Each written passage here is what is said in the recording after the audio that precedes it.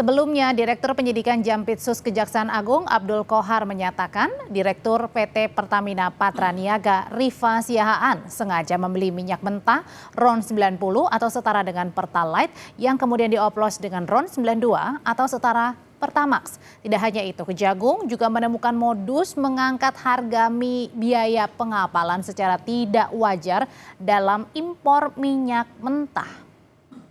Tersangka RS melakukan pembelian atau pembayaran untuk RON 92. Padahal sebenarnya yang dibeli adalah RON 90 atau lebih rendah, kemudian dilakukan blending di depo untuk menjadi RON 92 dan hal tersebut tidak diperbolehkan atau bertentangan dengan ketentuan yang ada. Pada saat telah dilakukan pengadaan impor minyak mentah dan impor produk kilang, diperoleh fakta adanya markup kontrak shipping atau pengiriman yang dilakukan oleh tersangka YF selaku Direktur Utama PT Pertamina International Shipping, sehingga negara mengeluarkan fee sebesar 13 sampai dengan 15% secara melawan hukum, sehingga tersangka MKAR mendapatkan keuntungan dari transaksi tersebut. Kejaksaan Agung menetapkan Direktur Utama Pertamina Patraniaga Rifa Siahaan menjadi tersangka kasus dugaan korupsi tata kelola minyak mentah. Direktur Penyidikan Jampitsus Kejaksaan Agung Abdul Qohar menyebut kerugian negara mencapai 193,7 triliun rupiah. Selain menetapkan Direktur Utama Pertamina Patraniaga sebagai tersangka, Kejaksaan Agung juga menetapkan 6 orang lainnya sebagai tersangka dan langsung ditahan. Kejagung bilang korupsi di anak perusahaan Pertamina terjadi pada tahun 2018 hingga 2023. Modus tersangka adalah dengan sengaja menurunkan produksi kilang dalam negeri agar bisa mengimpor minyak mentah dari luar negeri. Namun berdasarkan fakta penyidikan yang didapat, tersangka RS, SDS dan AP melakukan pengondisian dalam rapat optimalisasi hilir atau OH yang dijadikan dasar untuk menurunkan produksi kilang sehingga produksi minyak bumi dalam negeri tidak terserap seluruhnya. Dan pada akhirnya pemenuhan minyak mentah maupun produk kilang dilakukan dengan cara impor.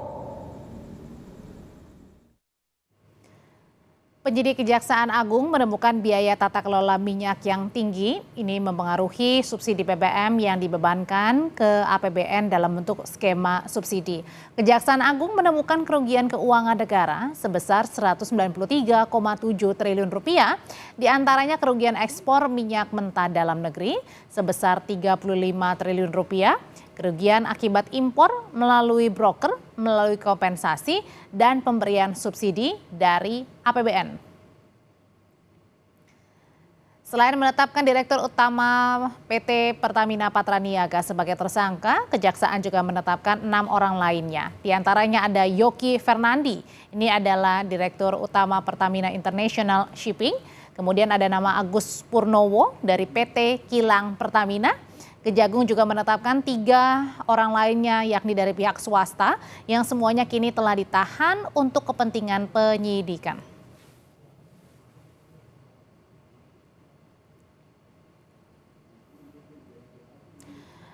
Penyidik Kejaksaan Agung melakukan penggeledahan di rumah pengusaha minyak Muhammad Riza Khalid terkait dugaan kasus korupsi tata kelola minyak mentah dan produk kilang pada PT Pertamina.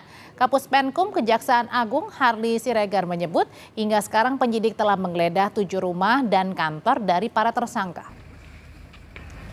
Penggeledahan berlangsung di Jalan Jenggala, Kebayoran Baru. Rumah mewah milik Riza Khalid diduga dijadikan kantor dan berkaitan dengan dugaan kasus korupsi tata kelola minyak mentah dan produk kilang pada PT Pertamina.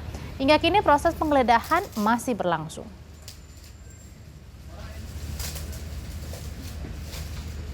Jadi kami sampaikan bahwa penyidik sampai hari ini sudah melakukan setidaknya 4 kali penggeledahan, ya, 4 kali penggeledahan di di beberapa tempat sejak penyidikan ya di Oktober 2024, dan kemarin itu penyidik juga melakukan penggeledahan di 7 rumah dan kantor dari para tersangka, dan hari ini penyidik juga melakukan penggeledahan di 2 tempat ya.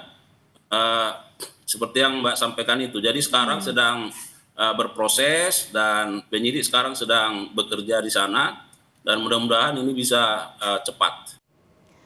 Presiden Prabowo Subianto menegaskan akan membersihkan berbagai kasus korupsi termasuk dugaan korupsi tata kelola minyak mentah dan produk kilang pada PT Pertamina Subholding dan kontraktor kontrak kerjasama tahun 2018-2023. Menurut Presiden, kasus ini menjadi perhatian pemerintah dan akan segera dituntaskan. Ya, lagi diurus itu semua, ya. Lagi diurus semua. Oke. Kita bersihkan, kita tegakkan, kita akan pokoknya membela kepentingan rakyat.